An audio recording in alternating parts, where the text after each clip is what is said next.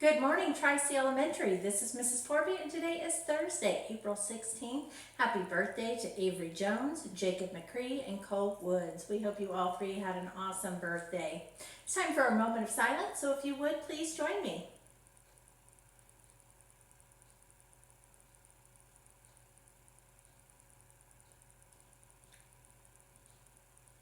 Thank you.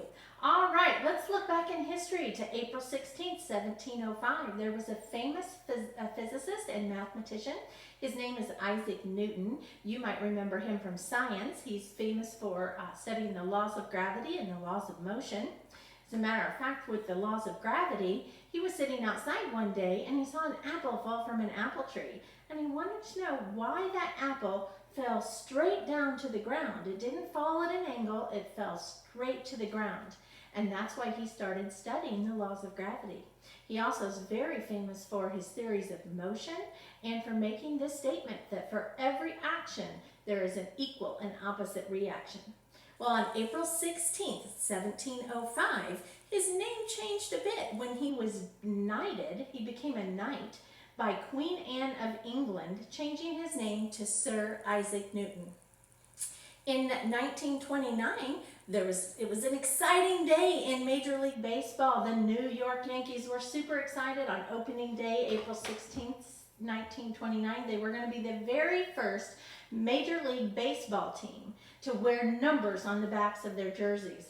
However, their game got rained out, and a few hours later, the Cleveland Indians played with numbers on their jerseys, making them the very first team to wear numbers on their jerseys.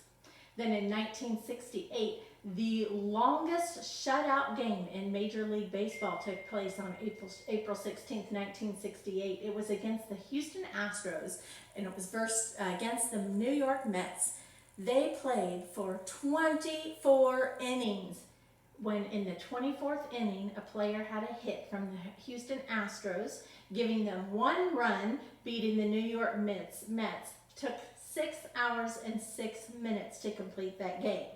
That was the longest game in Major League Baseball until 13 years later, on April 18th, 1981, two teams in the minor leagues played 33 innings, which lasted 8 hours and 25 minutes. Wow, those are long baseball games. That's all I have for announcements. Turning it over to you, Mr. Owens. Good morning, Tri-C Elementary, and thank you, Mrs. Forby, for your announcements. Before we get into the Book of Success, just a little challenge for today. One of the thoughts I had yesterday is that we are currently in what's considered emergency remote learning. And we know during any emergency that sometimes it's chaotic and it's not perfect, and we often wonder if we're doing things right. So today's challenge is for all of us to give each other a little bit of grace and realize that we don't have to do it perfectly. We never have learned online before, and this is all new to us. So parents, students, teachers, everyone, this is definitely a big challenge, and we want to give each other some grace as we move forward with our e-learning and the new challenges that face us each and every day as we adjust to the new normal with our schooling and our education. So remember, this is emergency remote learning. This is not well-established online learning that we've done for years, and we'll work through the challenges as they come. But let's lead with positivity today and have a great one. Joining the Book of Success, Mrs. Horning joined Mrs. Lang's classroom for their Zoom meeting yesterday, and Mrs. Lang also wanted to highlight Rima Jalad for always going above and beyond. In Miss Cheatham's class, Matilda Miller, Jackson Ebert, Alex Henson, and Jocelyn Boyd are updating her every single day with their work. Alex Henson, Anna Dorsey, Jackson Ebert, Ledger Craig, and Miss Cheatham's class for logging into Epic this week and reading several different books. A shout out to Austin, Easton, Mariana, Addie, Veronica, Jacob, Max, Jonah, Elliot, JR, Liam, Naomi, Harper, Ethan, Adam, Bethany, and Taylor Reagan in Miss Cassiopo's class for staying connected and sharing work samples during this time of remote learning. Wow, Miss Cassiopo, that's a lot of boys and girls. Emerson Dixon, Riley Ward, Larry Miner, Sebastian Rios Doria, Cameron Irwin, Addison Chasteen, Caden and Kinley Shableski, Archer Coffey, McCoy Hinshaw, and Alejandro Ruiz in Mrs. Howe's class for sharing their e-learning on their dojo portfolios. Also, in Mrs. Busby's classroom, logging into Raz Kids and reading several books were Kinley, Eli, Mariah, Hudson, Hallie, Jackson, and Kyle. Also, Elena Dillo, Chloe Roth, Meredith Carroll, Isaac Chastain, Tristan Jackson, Kendrick Schuster, Ebby Sparks, Liam Rigg, and Greenlee Zelasco in Mrs. Having's class.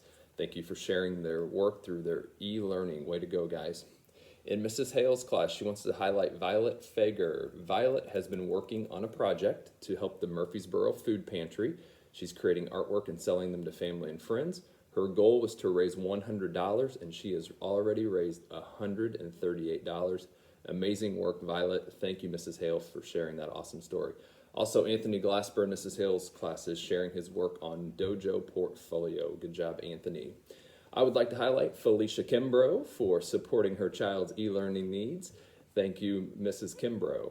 Alex Honor, Anson Johnson, Aubrey Winters, Grayson Miller, Justice Williams, Lila Sinha, Raylan Fahringer-Kauser, Stormy Cook, Wyatt Stearns, and Zoe Kane in Mrs. Horn's class for submitting multiple assignments to their dojo portfolios this week. She is so proud of you.